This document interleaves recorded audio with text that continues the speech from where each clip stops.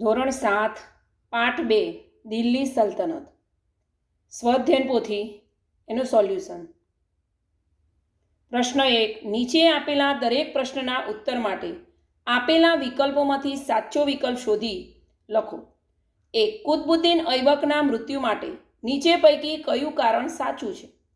યુદ્ધમાં લડતા લડતા મૃત્યુ પામ્યા, પોલો રમતા ઘોડા પરથી પડી જતા, લાંબી માંદગીને કારણે, કે તેમનું દગાથી ખૂન કરવામાં આવ્યું?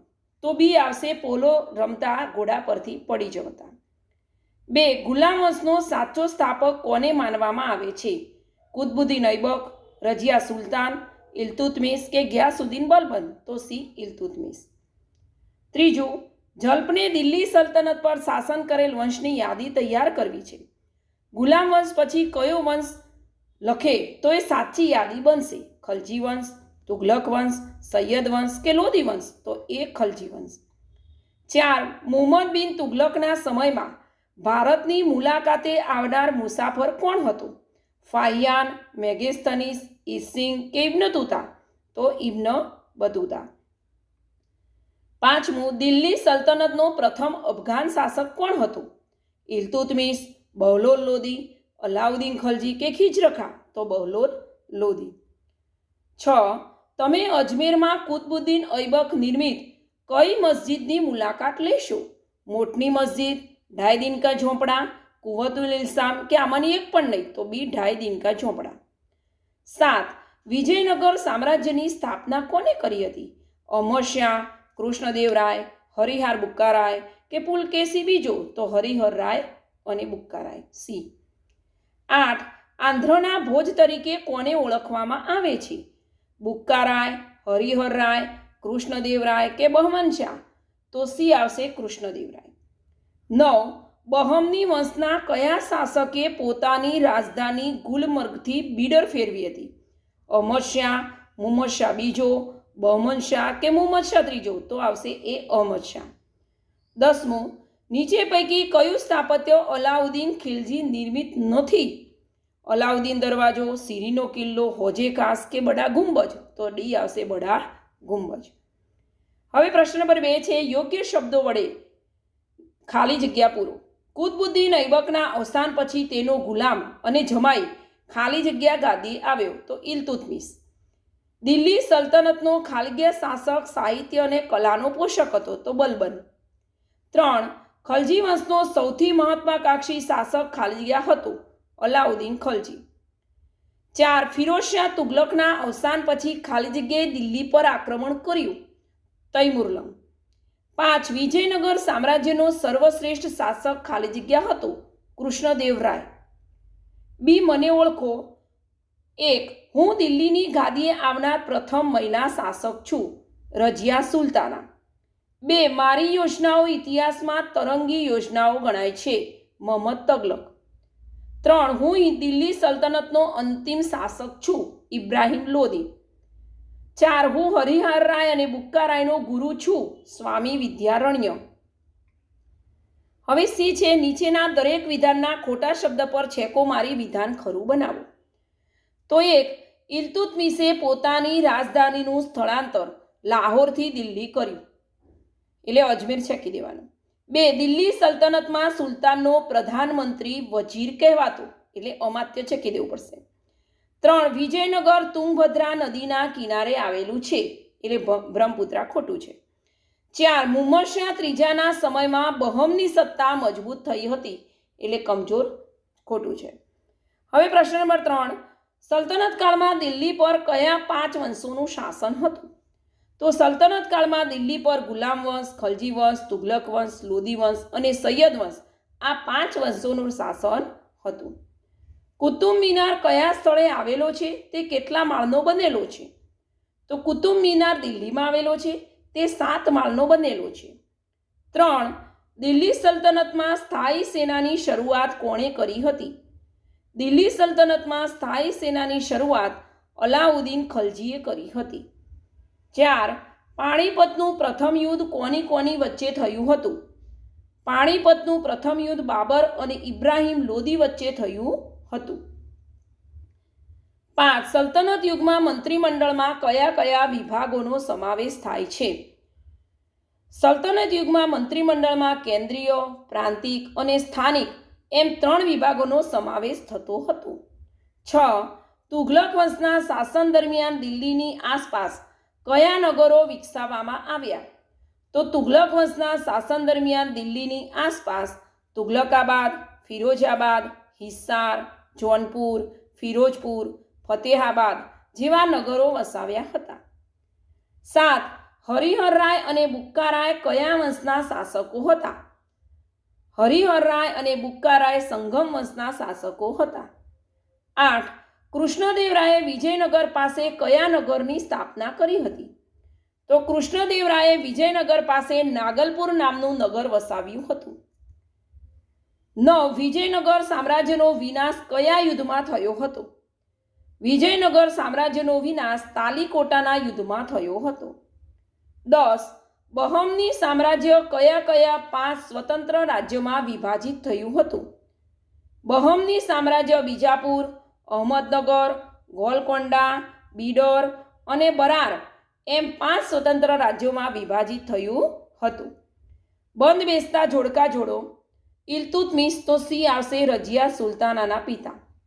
અલાઉદ્દીન ખલજી તો ઈ આવશે દાગ અને ચહેરાની પદ્ધતિ શરૂ કરી. 3. મુહમ્મદ બિન તુગલક તો એ આવશે દિલ્હીથી દૌલતાબાદ રાજધાની ફેરવી. 4. ઇબ્રાહિમ લોદી તો બી દિલ્હી સલ્તનતનો અંતિમ શાસક.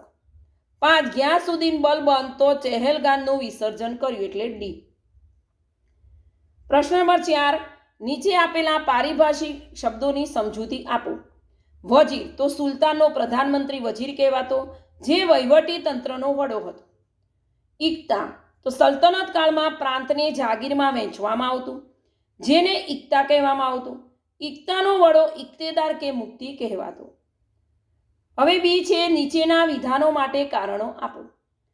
ઇલ્તુત્મિશે પોતાની પુત્રી રજિયાને દિલ્હીની ઉત્તરાધિકારી બનાવી કારણ કે રજિયા સુલતાના તેના બધા જ ભાઈઓમાં સૌથી વધુ કાબેલ અને સક્ષમ હતી. 2. તુઘલક વંશના શાસન સમયે દિલ્હીની સત્તા મર્યાદિત બની કારણ કે ફિરોઝશાહ તુઘલકના અવસાન બાદ તૈમુરલંગે દિલ્હી પર આક્રમણ કર્યું, જેથી સત્તાના પાયા હચમચી ગયા અને તુઘલક સત્તા મર્યાદિત બની. 3. મુહમ્મદ શાહ ત્રીજાના સમયમાં બહમની સત્તા મજબૂત બની કારણ કે મુહમ્મદ શાહ ત્રીજાના સમયમાં તેનો વજીર મહમૂદ ગવા હતો. તેણે સક્ષમ વહીવટીતંત્રની રચના કરી, જેથી મુહમ્મદ શાહ ત્રીજાના સમયમાં બહમની સત્તા મજબૂત બની હતી. 4. કૃષ્ણદેવરાયના અવસાન પછી વિજયનગર સામ્રાજ્ય કમજોર પડ્યું કારણ કે કૃષ્ણદેવરાયના અવસાન બાદ વિજયનગરમાં આંતરિક સંઘર્ષ અને કાવતરા શરૂ થયા. 23 જાન્યુઆરી 1565ના તાલીકોટાના યુદ્ધમાં મુસ્લિમ રાજ્યોના બનેલા સંઘની સામે વિજયનગરનો પરાજય થયો. યુદ્ધ બાદ પણ વિજયનગર સામ્રાજ્ય 1 સદી સુધી ટકી રહ્યું, પણ તે પહેલા જેટલી ભવ્યતા પ્રાપ્ત કરી શક્યું નહીં અને કમજોર પડ્યું. પ્રશ્ન 5 ટૂંકનોટ લખો. રજિયા સુલતાના.